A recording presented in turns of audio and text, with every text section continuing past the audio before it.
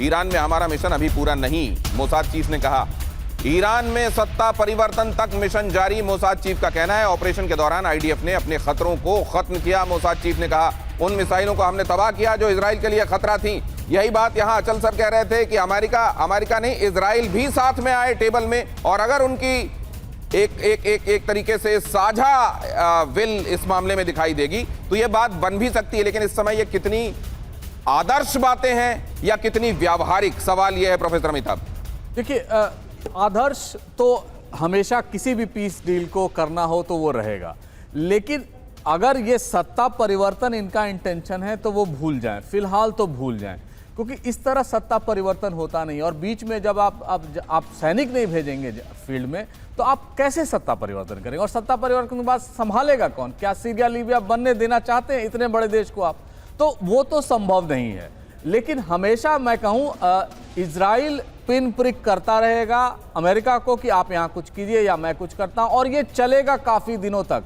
Lebanon और Hamas की तरह तो ये नहीं कर पाएंगे, लेकिन बीच बीच में जहां खबर लगे कि यहां न्यूक्लियर, मतलब आप ये कह रहे हैं सर, इस पूरे मामले में असल में रिमोट जिसके हाथ में है वो इजराइल है।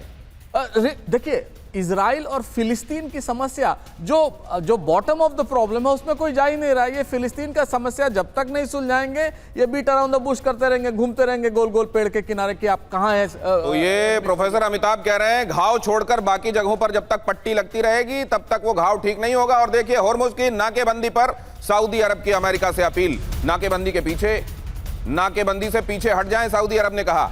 ईरान तेल सप्लाई का एकमात्र रास्ता भी बंद कर देगा, शांति वार्ता फिर से शुरू करें ईरान और अमेरिका। वॉल स्ट्रीट जर्नल के हवाले से ये बड़ी खबर है। ईरान बाब अल मंदेब को भी बंद कर देगा, ये डर भी लगा हुआ है सऊदी को। अब देखिए यहां क्या कहा जा रहा है कि ये इतनी सारी विकट परिस्थितियों को जन्म दे देगा, उससे बढ़िया है बातचीत की टेबल पर जाओ और कोई रास्ता निकाल लो। ये दुनिया भर में कहा तो जा रहा है, लेकिन क्या ये होगा? होर्मुज पर अमेरिकी पहरा, तो क्या मिडिल ईस्ट में डर फैला हुआ है? इसी डर को सऊदी इस समय आवाज दे रहा है क्या? यहां पर देखिए, बहुत महत्वपूर्ण बात है। होर्मुज पर अमेरिकी पहरा, मिडिल ईस्ट में डर। तो क्या ये ट्रंप को समझा रहे होंगे? पहले जिन्होंने कहा कि जाओ जाओ जल्दी करो, अटैक क्यों नहीं कर रहे हो, क्या आप वही कह रहे होंगे कि इधर देखो होर्मुज में वैसा मत कर देना कि बाब अल मंदेब तक फैल जाए मामला, हमारा खेल खराब हो जाएगा? सऊदी अरब की यूनाइटेड स्टेट से घेराबंदी हटाने की अपील। यूनाइटेड स्टेट से कहा घेराबंदी से ईरान और भड़क उठेगा, ईरान बदले में बाब अल मंदेब को भी बंद कर देगा, और हूती के जरिए तेल टैंकरों पर हमले, यमन से हमले होंगे और यह बढ़ जाएगा। बाब अल मंदेब से 25 मिलियन बैरल हर दिन सप्लाई करता है सऊदी अरब। यहां से इतना तेल जाता है सऊदी अरब का। सऊदी अरब जब ये कह रहा होगा तो डोनाल्ड ट्रंप क्या कह रहे होंगे? तब तो कह रहे थे कि हमले करो, अब ये क्यों कह रहे हो? क्या ऐसा कहा जा रहा होगा काले सर? नहीं, देखिए, सऊदी अरब की अपनी प्रॉब्लम है। Saudi Arab wants to continue, वो अपना तेल जो है बेचना कंटिन्यू करना चाहते हैं। और मुझ बंद हो गया तो बाब अल मंदेब के अलावा उनके पास कोई ऑप्शन नहीं है। पाइपलाइन से वो भेज ही रहे हैं, परंतु जितना वो तेल भेज सकते हैं उससे तो बहुत कम भेज रहे हैं।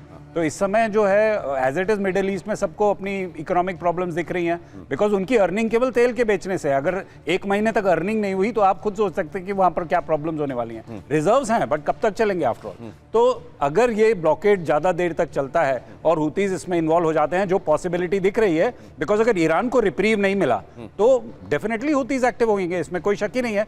तो वही तरीका है प्रेशर केवल बनाने का। 15 सेकंड में आपसे मैं ये आशीष जानना चाह रहा हूं, बहुत सारे लोग ये कह रहे हैं कि वर्ल्ड वॉर 1 के दौरान जो जेरासोवो जिस तरीके से एक भूमिका बनाता हुआ दिखाई दिया, पोलैंड वर्ल्ड वॉर 2 के लिए, क्या होर्मुज हो सकता है इस बार के वर्ल्ड वॉर के लिए वो जगह? वर्ल्ड वॉर तो नहीं, पर ये जरूर हो सकता है कि जो लास्ट बड़ी रिसेशन आई थी या फिर इकोनॉमिक कोलैप्स हुआ था, ये उसके पास लेके जा सकता है, अगर भारत और बाकी जो ऐसे देश हैं जो सबसे ज्यादा प्रभावित हो रहे हैं वो इस टेबल पर नहीं बैठेंगे। तो मुझे यह भी लगता है कि युद्ध का भी स्वरूप बदल गया है। परंपरागत युद्ध जिस तरीके से लड़े, एक जमाने में तीर धनुष वाले लड़े जाते थे, बाद में फिर आपने देखा गोला बारूद वाले आ गए, अब बहुत डिफरेंट आ गए हैं, अब साइबर वाले भी हैं, इकोनॉमी वाले भी हैं। तो आप ये समझ लीजिए कि एक तरीके से विश्व युद्ध चल रहा है, इसका दूसरा स्वरूप केवल सामने आना बाकी है। बहुत धन्यवाद करता हूं आप सभी का मेरे साथ आज की शाम इस चर्चा में जुड़ने के लिए।